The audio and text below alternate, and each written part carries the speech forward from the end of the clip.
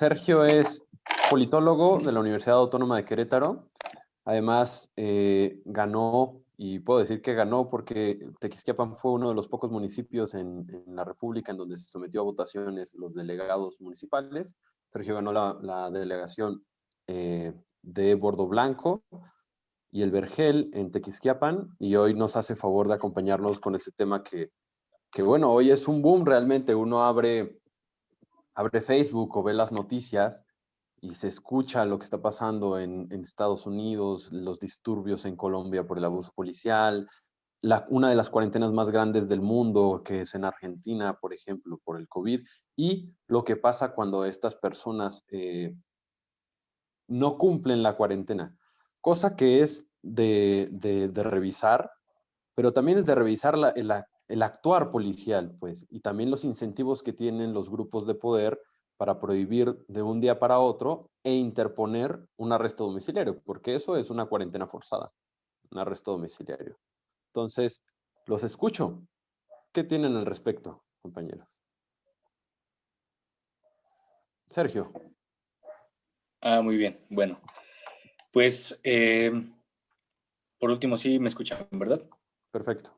Ok. Sí. Sí, hice una revisión de algunas fuentes periodísticas, revisando sobre todo los países que estamos por analizar: Argentina, Colombia, México, Estados Unidos.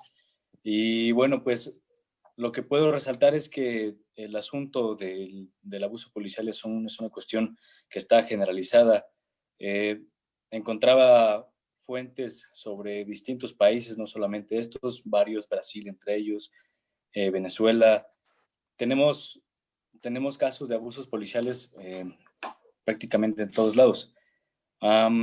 Sobre todo ahorita en esta coyuntura que nos atravesó a todos, que es la contingencia, pues nos pone entre la espada y la pared. Una es salir a realizar nuestras actividades como las veníamos desarrollando desde el 2019, y la otra es cuidar nuestra salud y atender las indicaciones que las autoridades federales, estatales y locales, municipales, pues nos imponen. Los discursos son bastantes, hay de todo tipo. O sea, a lo que me refiero es que las autoridades apelan a nuestra seguridad y los ciudadanos contestan a las pocas posibilidades que tienen de producir para sus bolsillos, para sus familias. Y bueno, ese es un asunto que vino a volver muchísimo más compleja esta relación entre poder o Estado y ciudadanos. Claro. Ojo, pero también cuando uno se pregunta, bueno, las autoridades apelan a nuestra seguridad, los índices de suicidios han aumentado drásticamente en los países, y más en los países en donde se han implementado medidas de cuarentena obligatoria. Entonces, llega un punto, por ejemplo, en el caso de Colombia, en Bogotá, en donde la alcaldesa pide que se vuelva a la cuarentena y la gente tiene que decidir entre morirse de hambre, suicidarse o cumplir la cuarentena. Es un tema no sencillo. ¿Qué opinas, Paola? Bueno, si bien es cierto, es un tema bastante complejo, pero yo creo que definitivamente, al menos en América Latina, vemos que es un acto repetitivo, pero sobre todo yo creo que la realidad de México específicamente es similar incluso a la de Colombia. Y como bien decía Sergio, o sea, el hecho de venir haciendo nuestras actividades de manera común o regularmente, y luego viene esto. Tú lo acabas de decir, o sea, salgo a trabajar, salgo a comer o me voy a morir de hambre. Es definitivamente una difícil decisión, pero yo creo que al punto medular donde tenemos que llegar es que definitivamente se tiene que fortalecer el Estado de Derecho, porque pareciera que no está o que está de bonito o está en nuestras leyes, pero finalmente no se respeta, ¿no? Yo creo que sería importante comenzar a platicar alguno de los 3 países que tuvimos a bien elegir, bueno, 4 en este caso. Sí, mira, yo planteo el tema de la cuarentena específicamente porque a mí me parece un abuso policial, que es el tema de hoy. Como otros abusos que han pasado en este continente. Por ejemplo, hace poco un policía, una madre de un niño con autismo, el niño tenía una crisis de ansiedad y la madre se atreve a llamar y confiar en el Estado de Derecho, a llamar a un policía para que la auxilie. Llega el policía, el niño con alguna dolencia que no lo convierte en sí mismo en peligro, se espanta porque llegan esos policías, lo quieren, digamos, detener. El niño corre y los policías le disparan. En Colombia llaman a los policías porque hay unas personas ingiriendo bebidas alcohólicas durante, pues bueno, la pandemia en vía pública, cosa que no está justificada, pero tampoco está justificada que una vez que llegan les sueltan con el taser, que es un aparatito del que libera electrochoques, repetidas cargas. Lo llevan al CAI, que es el Centro de Atención Inmediata, disculpen, donde llevan a los detenidos. Hay pequeñas zonas o edificios chiquitos en donde los policías pueden atender inmediatamente a los barrios. Lo llevan y está muerto hoy. Aparentemente, las autopsias indican que lo golpearon con una brutalidad intensa. En México, las protestas en Michoacán, llega un camión de policías y arremete contra los protestantes, simplemente para guardar el orden. No sabemos. ¿Qué opinan sobre lo que está pasando en este país?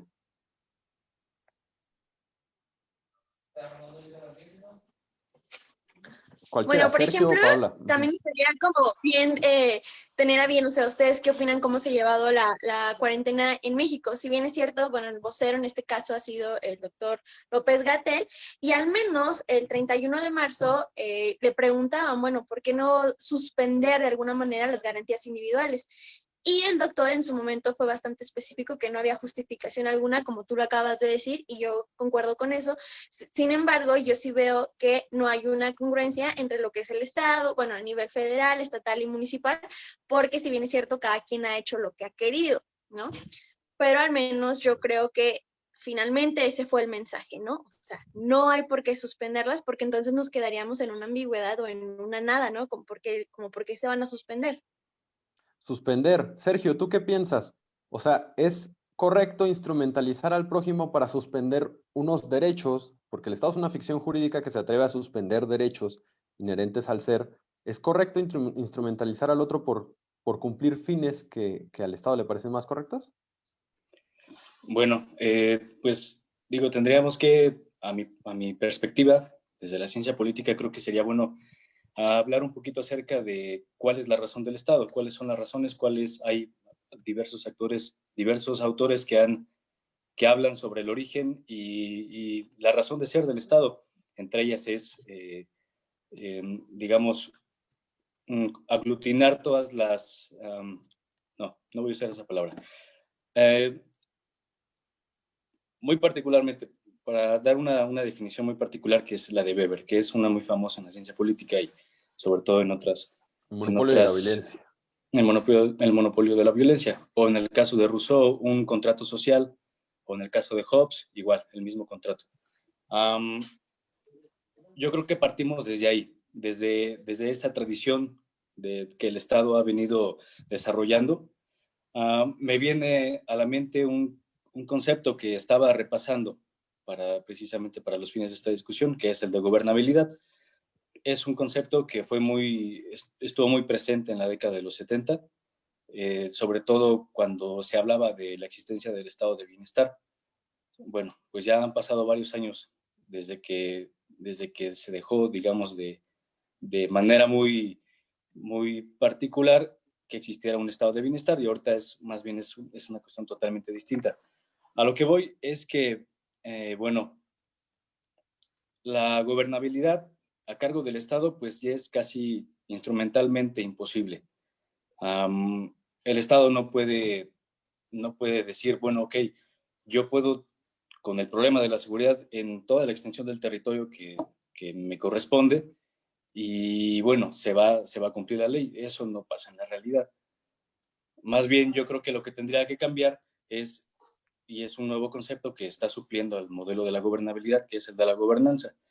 Estaba checando la bibliografía acerca del caso de Colombia. Es un artículo muy bueno de Animal Político. donde precisamente hablan de la necesidad de una reforma policial. Los diagnósticos en los que hablan sobre abuso de policías se están apilando en escritorios. Hay muchos diagnósticos hay mucha materia sobre ese asunto, y bueno, la investigación ya está por más que hecha. Lo que se trataría de hacer más bien es, al llegar a la ejecución, a la implementación, que no es una cosa muy sencilla. Tenemos ejemplos en México, por ejemplo, de policías de proximidad. Tenemos el ejemplo por ejemplo, muy particularmente en Tequisquiapan, que es el de la policía turística, que son estos pequeños grupos policiales que se supone que tienen la capacitación para responder de manera a las exigencias de la sociedad civil de una manera correcta, pero vemos que pues, esto no pasa tampoco en la realidad. No sé, existen muy pocas academias de policías en el estado de Querétaro que yo conozca. La profesionalización, pues es algo que todo el mundo pide, pero es algo que a lo mejor podríamos discutir por qué razón no se da.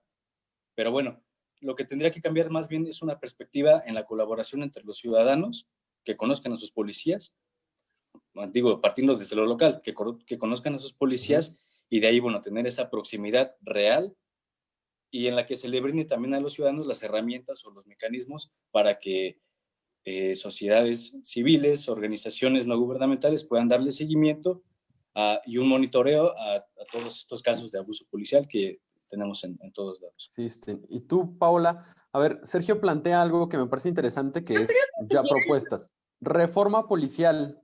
¿Piensas que se necesita una reforma policial? Te escucho, Paola. Yo creo que sí, pero yo creo que Sergio tocó un tema muy importante, que es la participación ciudadana, pero finalmente creo que partimos de la confianza. Hoy en día no hay confianza en nuestras instituciones. ¿Y por qué no hay confianza? Bueno, porque hemos visto que los abusos de poder se dan a la orden del día, y cuando pensamos que la justicia... Exacto, ¿no? Y lo hemos visto en esta pandemia. Justo a la par, yo recordaba de George Floyd en México, no recuerdo en qué estado, si me ayudan, creo que fue en Guadalajara. También creo que golpearon a un chico porque no estaba portando su cubrebocas, sí. ¿No? Entonces, o sea, despierta la indignación a la orden del día, ¿no? Y hace rato que yo... bueno, también estaba checando los temas que íbamos a tratar y decía, bueno, pareciera que nos pusimos en un paréntesis en lo de la pandemia, pero no es algo que vas a decir, no siento nada, me hago indiferente, al contrario. De que necesitamos una reforma policíaca, claro. Yo creo que sí. A mí, en lo personal, y ahí les voy a proponer una idea que es bastante revolucionaria, que puede ser que nunca la han escuchado y que puede ser que hasta les parezca chistosa. Pero okay, vamos a a mí me parece que no se necesita una reforma policial, sino que se necesita una reforma política. Y veamos, me gustó cómo abordó el tema Sergio, porque lo lleva quizás desde sus raíces, ¿sí? Desde el inicio de la concepción del Estado. Y a mí pensando en esto, me puse a pensar, bueno, ¿y qué es el Estado? El Estado no es más que un prestador de servicios monopólicos y violentos. Eso es lo que es el Estado. Monopólico, ¿por qué? Porque el Estado presta un servicio y en algunos servicios que presta es el único que los puede prestar. Supongamos la justicia o el sistema judicial, el poder judicial. Es el único que tiene carácter coercitivo y obligatorio. Pero me lleva a pensar, bueno, ¿cómo se financia el Estado? Bueno, ya todos sabemos que se financian por medio de impuestos y el impuesto no es nada más que un cobro para prestar un servicio de manera obligatoria, que es distinto, ¿no? Porque esos servicios... a veces. E ineficiente. Y ese servicio generalmente nos lleva con incentivos perversos a presentar instituciones que son poco eficaces, muy costosas y que no atienden la demanda social. Y que además la sociedad no tiene la capacidad de cambiar de prestador de servicios. ¿Por qué me refiero a prestador de servicios? Hace poco tuve una charla con Sergio por Facebook, en donde comentábamos y yo le decía, a ver, me parece que abordamos mal las ideas de lo que es un derecho y además de cómo el Estado puede crear derechos como quiera y bien le parezca. Y no, es un prestador de servicios porque cuando te dice, yo te tutelo de manera eficiente, digamos, la vida, y evito que alguien venga y te mate, y si no evito que te mate, yo presto los juzgados para que se procese penalmente a este individuo y pueda castigarse en la cárcel y deje de ser un peligro para la sociedad, lo que se está diciendo es, yo pongo al personal, capacitado o no, que judicialice a este individuo para que lo lleve a un debido proceso, no a un castigo, porque existe la presunción de inocencia y hasta que lo que no se puede probar no existe en el derecho. Entonces, lo que te dicen es, te ofrezco una judicialización. ¿Qué me hace pensar a mí o cuál es la razón por la cual si el Estado no me está tutelando de manera eficiente, yo no puedo ir con otro prestador de servicios si lo que está haciendo el Estado es nada más que eso, la prestación de servicios, pero de manera monopólica? ¿Por qué pensamos así? Les pregunto.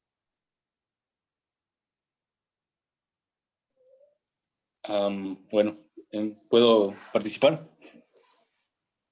Claro que sí. Sí, bueno, Adelante, adelante. yo creo Eres nuestro que... invitado, siéntate con libertad. Ok, gracias. Bueno, yo creo que precisamente el hecho de que existan, a lo mejor, bueno, no conozco la historia de la humanidad en su totalidad, pero pues conocemos de grupos mercenarios, o sus variantes que pueden llegar a existir. Tal es el caso a lo mejor del sicariato, que si uno quiere o no, se está solicitando los servicios, entre comillas, de seguridad, para proteger a ciertos individuos o ciertos, o ciertos valores, pues. Valores, me refiero físicos. Sí, sí, Entonces, bueno, en el caso mexicano lo veo particularmente difícil porque, híjole, y esto ya es meterse en cuestiones de cultura política, pero no sé, siento que no se atreven a darle, digamos, ese permiso a privados de que puedan ellos tutelar por la seguridad, ellos brindar un servicio de seguridad. Ya existen Sí, organizaciones. espérame, un paréntesis. Lo que estoy diciendo es, tú me dices, no se atreven a darle el permiso a estos privados. Lo que yo estoy preguntando es, ¿por qué es que le tienen que dar permiso el Estado a los competidores? O sea, esto lo plantea un economista de hace muchos años, se llamaba Paul-Émile Dupuy, un francés, en un texto que se llama Panarchy, o Panarquía, no sé cómo se diga en francés, disculpe, en donde expresa y dice, a ver, si el Estado está prestando un servicio y uno de esos servicios es la seguridad, y se ha comprobado de manera eficiente que siempre que se dispone a competencia los servicios se bajan costos y las personas que adquieren esos servicios se ven beneficiadas, ¿por qué yo tengo que esperar, yo Maximiliano en el caso de México, 6 años para votar por un nuevo sistema de gobierno y yo no puedo en el mismo marco territorial ir con una agencia privada que me ofrece un servicio de gobierno privado, contratar voluntariamente con ellos, porque ahorita además yo no estoy contratando con nadie, a mí me imponen vivir en un sistema político específico. Yo puedo ir contratar con alguien que me ofrezca un servicio de gobierno, digamos, yo creo en la teocracia, yo puedo ir con una compañía que me ofrezca una carpeta en donde digan, bueno, estas son mis prestaciones y contratar con ellos. ¿Por qué tengo que esperar 6 años y por qué existe el monopolio? En últimas es cuestionarnos, ¿por qué existe el monopolio de la fuerza? ¿Qué piensas, Paula, por ejemplo? Bueno, definitivamente yo sí creo en la estructura del Estado, que nos esté fallando de alguna manera, eso es real y no lo puedo justificar, pero sí creo que tenemos una sociedad que finalmente está confundida y no nada más en épocas de pandemia, sino todavía antes de. Si bien es cierto, en este caso, nosotros que estamos aquí, yo sí lo creo, tenemos el privilegio de estudiar, de conocer y de concordar o disentir, ¿no? Que muchas veces nosotros, o este programa se trata de eso, ¿no? De disentir. Sin embargo, yo no creo que, bueno, más bien creo que las instituciones están para mejorarse y no crear distintas a las ya existentes. ¿Por Del qué? abuso del poder, yo creo que... Adelante. ¿Por qué no podemos crear distintas? O sea, lo que pasa es aquí, ¿por qué cuando tú dices tenemos el privilegio de estudiar? Eso es un tema que es bastante interesante. Yo estudio en la Universidad Nacional Autónoma de México, por ejemplo. Y lo curioso es que todos dicen que es la Universidad de la Nación. Pero yo soy un privilegiado porque soy parte de ese 3% o 5% que logró entrar. Pero ojo, soy privilegiado de poder gozar del servicio, pero todos los jóvenes, adultos, niños y ancianos que viven en este país pagan por mi educación. Y ellos no tuvieron el gozo ni el privilegio, y mucho menos el derecho de entrar a la universidad. Eso es interesante. ¿Por qué no podemos cuestionar eso? ¿Y por qué pensamos que ese monopolio debe de mantenerse sempiternamente si no es nada más que una ficción jurídica producto de la acción humana? ¿Qué piensa Sergio? Bueno, yo creo que a lo que puedo entender es ir, digamos, independizándonos un poco de una superestructura que es el caso del Estado. Quizás Ese contratar tránsito, voluntariamente distintos estados.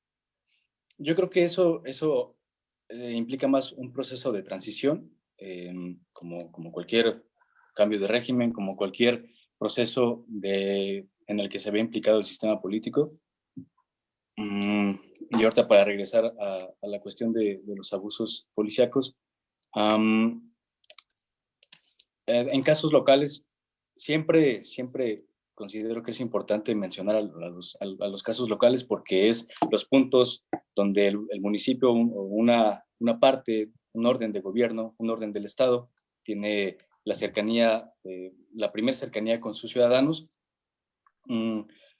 Yo creo que lo que se está proponiendo desde lo local es una interacción un poquito más relacionada entre autoridad y los ciudadanos, en el sentido de que a lo mejor en la cuestión de la seguridad podemos llevar a cabo programas como el famoso Vecinos Vigilantes, que tenemos casos en muchísimos lados, algunos han sido de verdad bastante efectivos, sin la necesidad incluso de que la autoridad tenga que intervenir. A lo mejor, y pongo el caso de un fraccionamiento aquí en el municipio de Tequisquiapan, los vecinos se organizaron, se hizo una comitiva, y esto implica también la razón de ser del Estado, porque se está delegando la responsabilidad a alguien que a lo mejor no tiene el tiempo para poder inmiscuirse en estos asuntos públicos. Entonces, se delega una comisión, que esa comisión va a estar encargada precisamente de ver estos asuntos relacionados a la seguridad.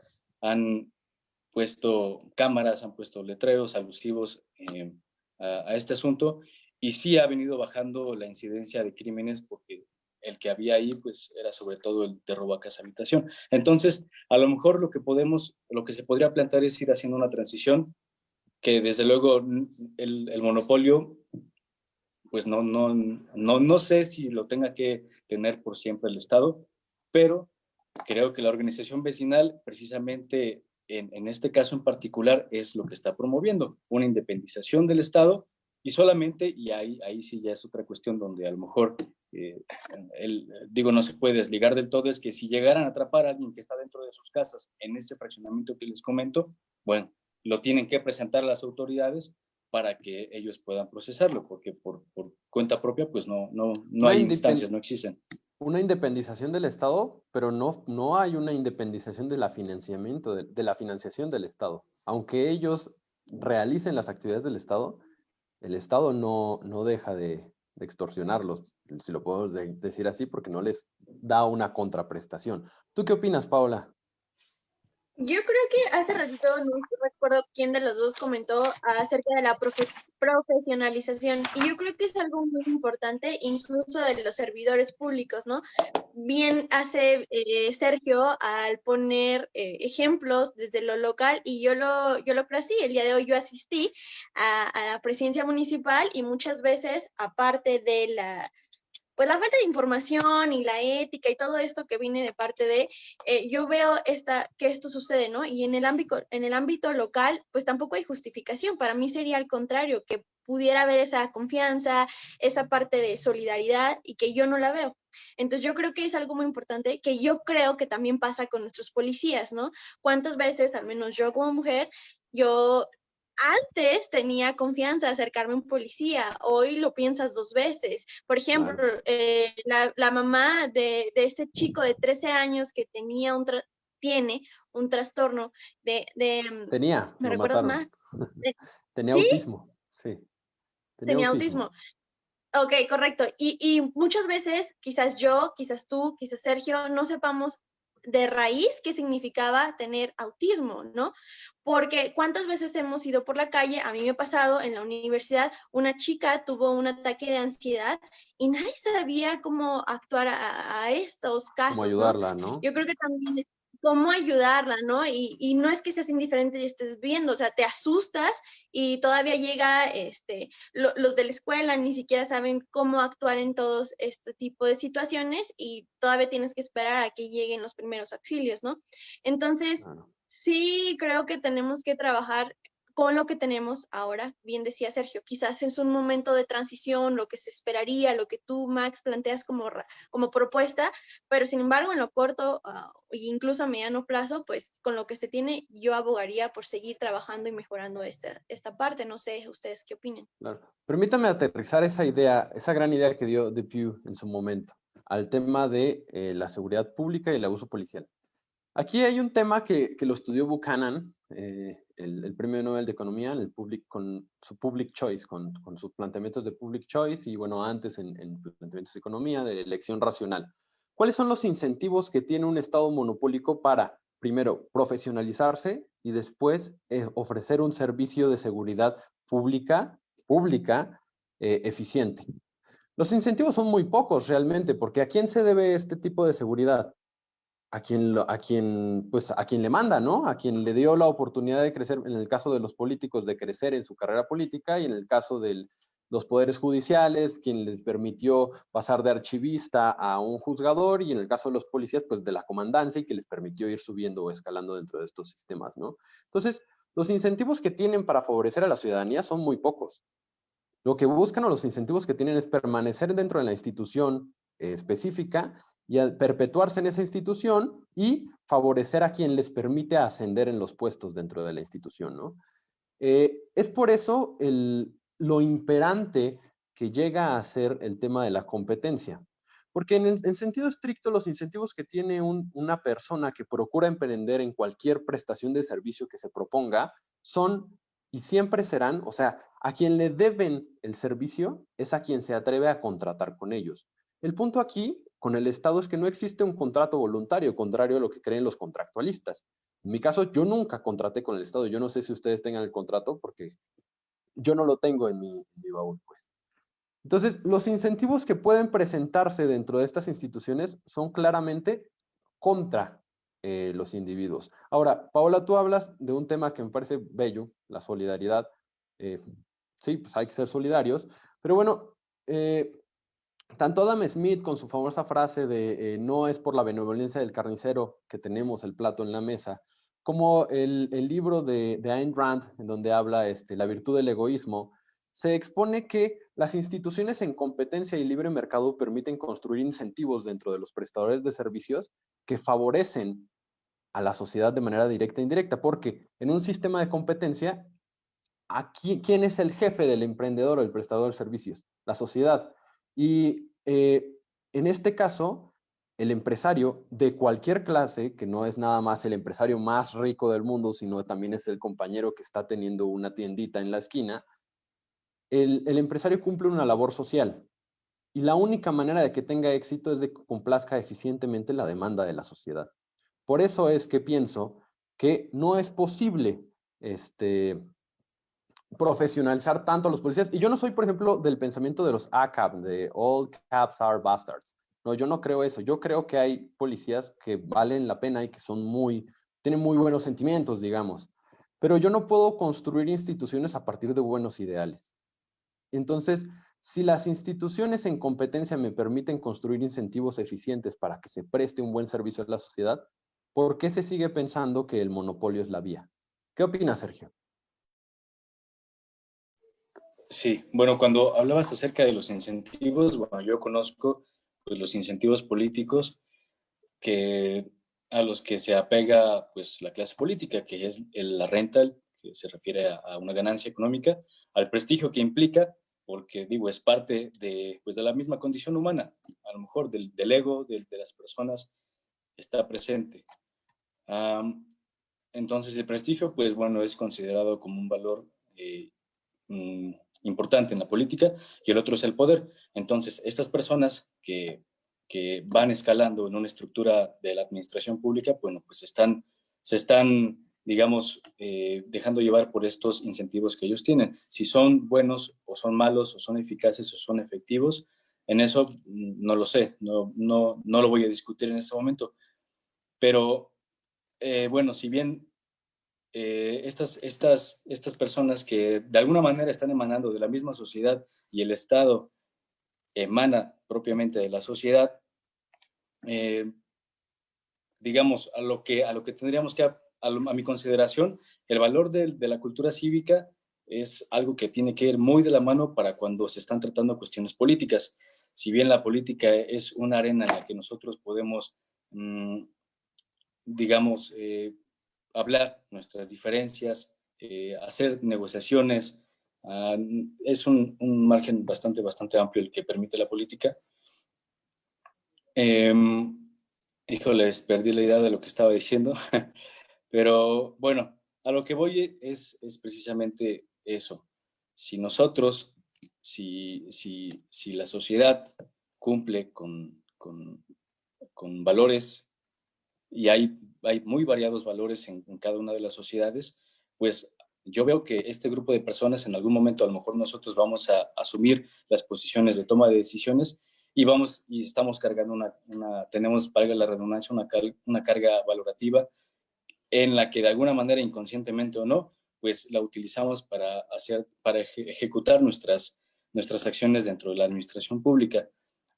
Bueno, lo hablo yo propiamente desde mi experiencia como delegado municipal.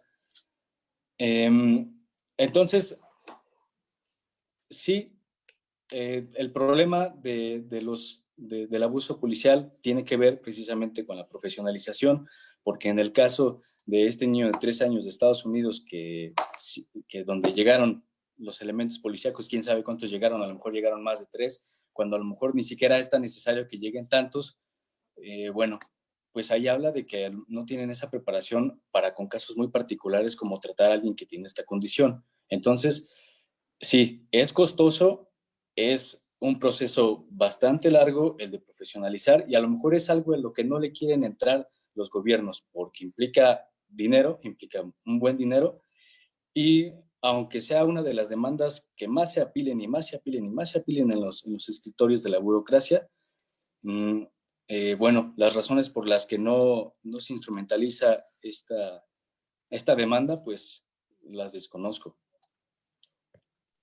Paola, sobre el tema que habla de la profesionalización, yo sigo manteniendo que es muy difícil construir instituciones y crear incentivos por medio de pensar que simplemente si uno le dice al policía, oiga, profesionalícese, y le gasta 100,000 pesos en cursos y todo esto, no va a cambiar el pensamiento en cuanto a, bueno, yo me debo a mi jefe, no a la sociedad. ¿Qué piensas, Pau?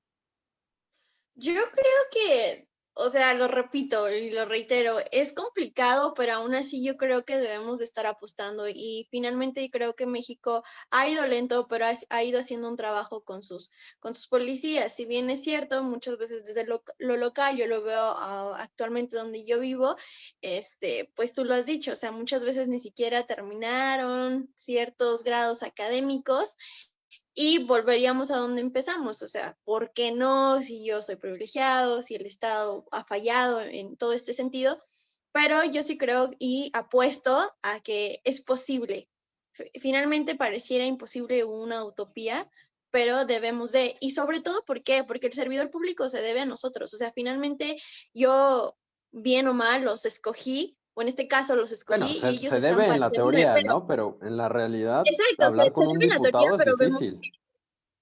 Exacto, pero yo creo que aquí viene la parte de la participación ciudadana, de tratar de organizarnos. Si veo que mi policía no me responde, bien lo dijo Sergio, o sea, me voy a organizar como vecino vigilante. O sea, creo que es a la par, pero de que sí debemos apostar por la profesionalización, sí debemos de. También nosotros como jóvenes, quizás el día de mañana nosotros estemos en la toma de decisiones y estamos en esta parte de seguir profesionalizando para no cometer lo que se está cometiendo actualmente. Y vemos que la clase política necesita un cambio y necesita profesionalizarse porque siempre se ha debido a dedazos y a favores. Bueno, quizás, bien aquí hay algunos autores. Ay, permítame, por favor, Sergio, te invito a que aquí tengo unos perros. Te invito a que Ok, pienses. Ah, bueno, ya, discúlpenme. César Hidalgo, que es un ingeniero, no, es un físico, discúlpenme, de Chile, profesor de la Universidad de Toulouse, plantea la idea que cuando Paola dice, se deben a nosotros, ¿qué estamos diciendo realmente? ¿Hasta cuándo, hasta qué momento tenemos nosotros la sartén por el mango para decir que podemos controlar de manera eficiente un político? Pues lo que se plantea y es evidente es que tenemos la sartén por el mango únicamente hasta el momento en el que la elección se consuma. O sea, nuestro tiempo de autoridad es el tiempo electoral. Una vez que termina ese tiempo electoral, estas personas actúan como reyes temporales, ¿no? Pueden actuar como bien les parezca. ¿Y cuál es nuestra capacidad de acción frente al poder despótico de estos ciudadanos? ¿Protestar? ¿Llamarles a ver si nos contestan sus numerosos asistentes? En cambio, lo que plantea César Hidalgo, que no es una idea que a mí me guste del todo, pero es una idea que me parece interesantísima, es utilizar los mecanismos que ofrece el Big Data, por ejemplo, para que en la democracia representativa, como es el caso en el que vivimos en México, se creen algoritmos por medio de cookies o recaudación de información de los ciudadanos para que se imiten el comportamiento o la elección de comportamiento en caso de una votación legislativa, por ejemplo. Porque la esencia de la democracia representativa es pensar que estos individuos a los que uno elige van a actuar como uno pensaría o como uno tomaría la decisión, ¿me entienden? ¿Por qué? Porque es que los ciudadanos comunes no tenemos todo el tiempo del mundo para estar en el celular o yendo a votar en San Lázaro. Esa es la esencia de la democracia representativa, pero uno no tiene el sartén por el mango en la democracia representativa. El otro problema, más bien, el problema que encuentro en esta lógica es principalmente el planteamiento de la democracia y la coerción propia de la democracia. Me explico. En el punto del financiamiento, por ejemplo, yo tengo el derecho de la libertad y de este derecho deriva mi libertad religiosa. O también mi libertad de pensamiento crítico, diferenciado, ¿sí? Si yo en algún momento construyo una idea químico-biológica, por ejemplo, de que el aborto no es correcto y yo además soy cristiano, cuáquero, católico, lo que quieran, y no quiero que eso se realice, y mucho menos con mis impuestos, ¿por qué desde el marco de la democracia representativa yo me tengo que someter primero a los designios de la mayoría como una violación colectiva? Y segundo, a pesar de que me someto a esos designios, los tengo que financiar. ¿Qué opinan de este planteamiento que dice César? Bueno, ¿sí me escuchan? Ok, más bien tú silenciaste tu micrófono, por eso ya no escuché nada. Bueno, a lo mejor ahí esa cuestión es algo que se tendría que trabajar muy particularmente y desde lo micro hasta lo macro, para tener un criterio más armado. Yo creo que si una de las protestas es por qué con mis impuestos se está financiando esto, a lo mejor podría existir como una salida de una olla express, otra manera para recaudar impuestos que estén relacionados con este tipo de legislaciones. En el caso Porque además los policías que matan a estas personas fueron financiados y pagados por el impuesto de las mismas personas que mataron, ¿me entiendes? Sí, y hay otra cuestión que me pareció interesante y que viene con lo que les había abordado acerca del modelo de gobernanza y con lo que mencionas, Max, y es quién está vigilando al que nos vigila. Aquí yo lo veo de tres maneras o tres dimensiones: el poder económico, el poder político y el poder social, digamos, la opinión pública. ¿A quién le vamos a dar más espacio? ¿A quién le vamos a dar más margen? ¿A quién le vamos a dar más poder a final de cuentas? Tampoco lo sé. Eso es algo que tendríamos que debatirlo ahorita y en un futuro. Yo no quisiera darle preponderancia mayormente a uno de los tres poderes. Creo que yo personalmente creo en los equilibrios.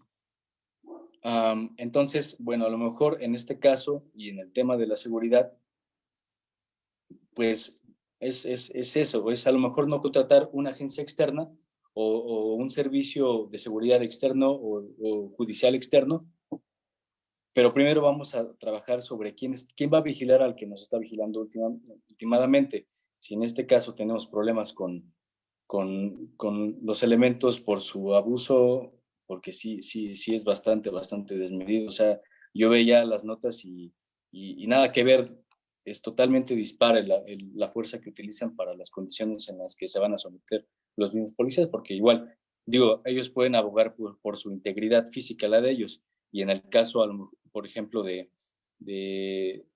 Michoacán, donde está el asunto de son normalistas, que pues ellos tienen la tradición de tomar algunos, y lo veía en la nota, vehículos, toman vehículos y los utilizan para bloquear las carreteras. Bueno, pues digamos, la policía llega con una mala táctica, o también existe que por parte de la sociedad, pues hay quienes llegan pues con los palos y llegan con las bombas Molotov y llegan directamente a agredir. Habrán, digamos, en una manifestación siempre habrá un grupo faccioso. Siempre encontramos casos de vandalismo o casos donde a lo mejor quienes podríamos acusar de que comienzan primero, pues son los ciudadanos, ¿no? Que empiezan a agredir a los policías. Ahí, bueno, ya veremos quién puede iniciar primero, si el policía o el ciudadano con sus armas que tiene a la mano.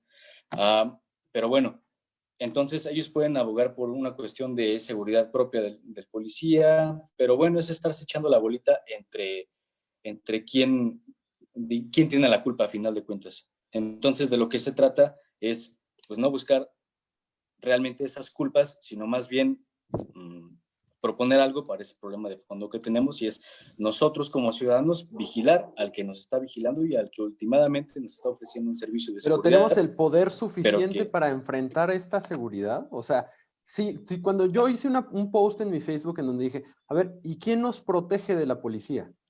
Yo no tengo el poder suficiente, ni la capacidad, ni nada para protegerme frente a un abuso policial en el caso de que se llegue. ¿Tú tienes? O sea, ¿tú podrías defenderte frente a un grupo de estos? Aquí viene la importancia del poder social, que es hacer uso de la democracia representativa y solicitar para la gente que está politizada, porque no todos participan en los procesos políticos. Bueno, pues a lo que yo veo hay dos formas. Una es la forma, digamos, institucional, que es acudir a las instancias, y la otra es a las mismas instancias que ya me vulneraron los derechos. O sea, un policía me golpea y voy a la caseta de policías y le digo, oiga, ¿me golpeó este? A lo mejor puedes ir con quien depende de esa policía, que en este caso, por ejemplo, en el caso de Michoacán, a lo mejor vas, como es policía del estado, tratas de dirigirte directamente al gobernador, aunque aquí pues ya entra también la cuestión política. Si me recibe, ¿no? Sí, si es que te recibe. Entonces, tenemos que ir escalando. A lo que yo tendríamos que ir escalando entre quién es el responsable de quién y sobre ese irnos.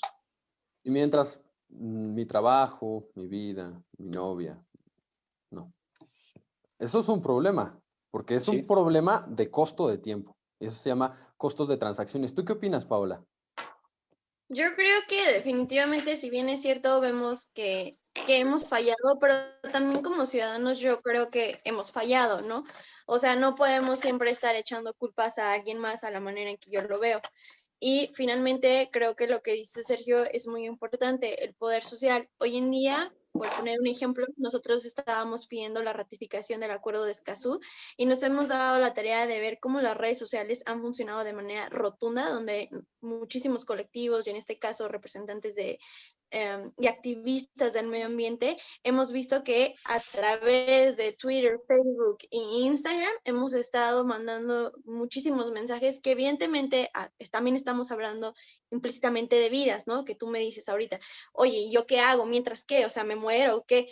Son cuestiones definitivamente distintas, pero yo veo que esta presión social hoy en día nos han estado contestando los correos, hoy en día ya está por ratificarse, hoy en día vemos que es de conocimiento público y sobre todo que las redes sociales finalmente pueden ser nuestro aliado. Vemos el tal caso de Black Lives Matter, de George Floyd, lo que acaba de pasar en Colombia. O sea, nos estamos uniendo y sobre todo es que hay información. Aquí también tenemos otra cosa, que son las fake news. Pero de todos modos, este sentido de pertenencia, de indignación, no me es indiferente a mi compañero colombiano, a mi compañero de Estados Unidos, porque la indignación tampoco conoce fronteras, ¿no?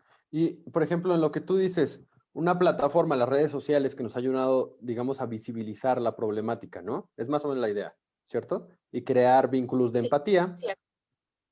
¿Y eso hasta qué? ¿Hasta que llegue un gobierno despótico, monopólico y nos censure? El punto aquí es, ¿a dónde tenemos o qué lugar tenemos para huir? Nuestra única, en el caso, digamos, Venezuela, en el caso de que llegue un gobierno de este tipo, cuya propia naturaleza es monopólica y aquí en todas partes, y de pronto decida abusar de su poder, no tenemos a dónde ir a refugiarnos. Esa es una problemática que me parece difícil. Cuando dice una solución a esto, claro, una ayuda vecinal es muy, muy interesante, bajo la esperanza de que mi vecino venga a ayudarme cuando estoy en problemas, ¿no? Porque en ninguno de esos videos, por ejemplo, en el caso de Colombia, pues lo que podían hacer es grabar, porque si ayudaban al abogado Ordóñez, los iban a apresar también. No era un tema difícil, no es difícil, me imagino, apresar a una persona si el otro lo único que tiene es sus manos y tú tienes un taser, una pistola y una macana. Por eso es que nadie más lo ayudó en ese momento y por eso es que hoy Ordóñez está muerto. Mi punto es, aquí, yo creo que lo que propongo es viable y que nos da además una cabida a dónde huir, pues. Yo puedo rescindir el contrato con una persona y no tengo que esperarme a ver si el gobernador me atiende para simplemente cambiarme, como en un divorcio o como cuando contrato con una compañía de seguros, cambiarme de una compañía a otra si esta no es eficiente. Para esto hay algunos ejemplos. Por ejemplo, Nicolás Lozada, de la Universidad Externado de Colombia, él no es un panarquista ni nada de eso, pero él plantea algo que es bastante interesante, que es la eficiencia en la resolución de conflictos dentro de plataformas, como bien Paola dice, de plataformas de comercio. Por ejemplo, Airbnb, Amazon, eBay, en donde él dice, a ver, voy a leer unos antecedentes. Hay una página que se llama Judge Me, en donde, júzgame, en donde uno puede ir y juzgar a las empresas de acuerdo a su eficiencia. Un caso interesante, tiene 97% de satisfacción en resolución de conflictos. Ustedes no sé si han tenido algún problema legal. Yo soy abogado, me acabo de titular, bueno, de graduar de la licenciatura en Derecho, llevo algunos asuntos como pasante bajo la supervisión de un abogado con cédula ya. Y según, por ejemplo, Naciones Unidas, y eso es algo que se puede corroborar si ustedes tienen una problemática, una persona se gasta el 44% del monto principal en el proceso. Esto quiere decir que si yo tengo un pagaré, digamos, de 100,000 pesos, yo aproximadamente me voy a gastar 44,000 entre abogados, peritos, lo que sea, copias, todo estos intermediarios y este grupo. Lo que nos lleva a pensar tampoco que la justicia es gratis. Tampoco es gratis y es muy cara. En otro caso, por ejemplo, eBay tiene 80 millones de controversias resueltas. Y lo que Nicolás Lozada planteó y se procuró aplicar en Colombia es, ¿por qué no puedo contratar a un árbitro si puedo resolver mi conflicto mucho más barato y más rápido que con un árbitro? y él logró reducir los tiempos de disputas con un árbitro privado de 20 años, entre 10 y 20 años, que dura una disputa cuando no es sumario, a 2 meses, con un costo mucho más bajo de resolución de conflictos y con una tasa de aceptación del 97%. Por último, esto cuando dicen, oiga, pero ¿y si yo no tengo dinero y me toca enfrentarme con alguien que tiene mucho dinero y pues él va a pagar el juzgador y pues va a ganar? El problema es que justamente en el marco político en el que vivimos hoy, monopólico, eso es lo que pasa. Si yo tengo una disputa con una persona con mucho caudal monetario, yo no tengo muchos medios por los cuales defenderme. Y él bien puede ir y a utilizar esta corrupción que se vive en América Latina, porque qué difícil es vivir en América Latina, y yo pierdo. Pero en un sistema de competencia, yo tengo la opción de ir y contratar a un prestador de servicios que además no solamente se haga cargo del asunto, sino que me defienda a mí, de la persona caudalada y además de su protector, de a quien él financia. Y como la gran masa de la población no es de una masa monetaria muy alta, lo que le interesa y los incentivos que tiene esta asociación para protegerme de manera eficiente y evitar el abuso tanto judicial como policial es mostrar a la sociedad que ellos pueden hacer frente a una persona que es mucho más acaudalada que yo y tutelar aún así mis derechos de manera efectiva. Esos son los incentivos que se presentan en un marco de competencia. Hoy, los incentivos que tienen estas personas es quizás hacerle caso a este rico y a mí pagar los abogados, los peritajes, las corruptelas y a ver, ojalá, que consiga de nuevo mi plata. Por último, ¿alguna conclusión, Sergio? ¿Qué piensas sobre esto? Y después vamos con Paola. Muy bien, bueno, para ir concluyendo, es importante resaltar las experiencias democráticas de cada uno de los países de los que están en cuestión. La de México es relativamente corta. Digamos, es un país que aún se encuentra en transición, por decirlo así. Las transiciones, digo, para ubicarlas en el tiempo es algo complejo. Salen coyunturas en las que a lo mejor uno podría decir, a partir de aquí ya tenemos democracia, o a partir de aquí ya tenemos un poco más tirando al autoritarismo. Pero es precisamente la importancia de la experiencia democrática la que tenemos que apropiarnos como ciudadanos. Mi formación pues es totalmente democrática. Yo no podría abogar por otro modelo de gobierno que en este momento pues yo no los conozco. Soy clásico. Entonces, digamos, si la democracia nos brinda estos servicios, la democracia, el Estado y la burocracia nos está brindando de ciertos servicios que pues para bien o para mal, o más bien a veces no son lo suficientemente efectivos y en muchos de los casos, como lo estamos discutiendo en esta ocasión, pues resulta en tragedias para quien está solicitando esos servicios. Pues desgraciadamente es la realidad en la que estamos viviendo actualmente y precisamente de esta realidad pues surge la importancia de hacernos muy conscientes de que estamos viviendo una experiencia democrática, estamos viviendo un sistema democrático que nos está brindando estos servicios y de los cuales tendríamos que, como es relativamente joven, tendríamos que irla madurando poco a poco. Tendríamos que irnos, digamos, educando a la par como sociedad, que vaya madurando la democracia como sistema que aglutina las demandas sociales, ¿sí? De la mayoría, algunas minorías también, porque algunas minorías también tienen el acceso a las legislaciones, pero se aglutinan estas demandas sociales y el sistema político tiene que ofrecer los outputs, tiene que ofrecer los exhumos. Entonces, digamos... Ojo, que en la panarquía no se está prohibiendo que existan democracias. Lo que se está prohibiendo es que existan democracias impuestas, por ejemplo. Usted puede ir y contratar a un prestador de servicios que sea democrático y yo puedo ir y contratar a un prestador de servicios que sea lo que sea, sin la necesidad de emigrar cuando alguno de los dos falle. Lo único que usted puede hacer cuando fallen es rescindir el contrato y contratar con el eficiente. Sí, Ambas posturas se pueden aplicar. yo creo que ese modelo, pues es un modelo que, híjole, vendrá en su momento. A lo que voy es que tenemos que aprovechar las oportunidades que la democracia nos está brindando como mejor modelo de gobierno, como la mejor forma de gobierno que tenemos los humanos para resolver nuestras diferencias.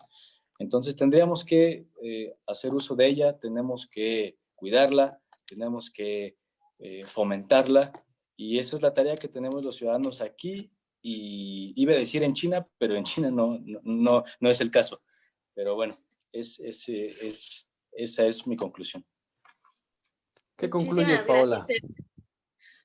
Bueno, pues yo concluyo a base de nuestro tópico en cuestión, que fue el día de hoy, del abuso del poder que muchas veces tienen los policías a mal aplicar, que definitivamente tenemos que apostar por la profesionalización, para el desarrollo de habilidades, en este caso de nuestros cuerpos policíacos, todos los que hay, y asimismo la certificación dentro de ellos, en la adopción y el empleo de lo que es la realidad, no nada más, como tú decías, implícitamente lo que está ahí, sino que se cumpla a cabalidad. Y finalmente, pues que tú decías, bueno, ¿quién los va a vigilar? Bueno, que tengan su régimen disciplinario de entre ellos, no de entre ellos mismos, evidentemente siempre tiene que haber una jerarquía de una vigilancia interna, y definitivamente yo creo que como ciudadanos tenemos que seguir, como bien decía Sergio, cuidando nuestra democracia, lo que somos y lo que queremos ser, y definitivamente estamos en una transición. Entonces creo que enhorabuena por eso, y agradezco mucho el poder estar teniendo este diálogo con ustedes, con Max y con Sergio. Muchísimas gracias, Sergio. No, gracias, perdón, nada más para dar mis agradecimientos, porque no los di, para dar mis agradecimientos a la invitación. Me parece muy interesante este ejercicio, es la primera vez que participo en un panel de este tipo, y estoy muy contento porque es bueno, es siempre muy padre estar nutriéndonos de las opiniones de los demás, y así pues sacar la mejor versión posible. Gracias por eso, Max y Pau. La idea Muchas gracias. de este grupo, que es la arena, es eso, una arena en donde puedan pelear las ideas. Termino con esto. Muchas veces pensamos, o más bien no pensamos, muchas veces en las sociedades latinoamericanas le tenemos más miedo al diálogo que a la violencia. Por eso es que mejor se agarran a golpes a hablar, ¿sí? El hablar parece muchas veces Exacto. penado. Entonces, la idea de este grupo es esto: confrontar ideas, debatir, construir y además llevarnos una reflexión, dudar de lo que está pasando y quizás proponer ideas, o más bien no quizás, desde la juventud proponer ideas y demostrar que tenemos la capacidad de tener un pensamiento crítico. Pues esto fue La Arena, compañeros. Les agradezco mucho por estar presentes y espero verlos el próximo lunes, por lo menos a Paola y a ti, Sergio, pronto. Un abrazo grande. Gracias, Nos hasta luego. sintonicen a todos, y el próximo lunes estará Manuel con nosotros nuevamente. Entonces, Sí. hoy, el día de hoy, lo extrañamos, y sigan con nosotros el próximo lunes. Próximo lunes a las 8. Un abrazo. Bye, bye. So, bye bye.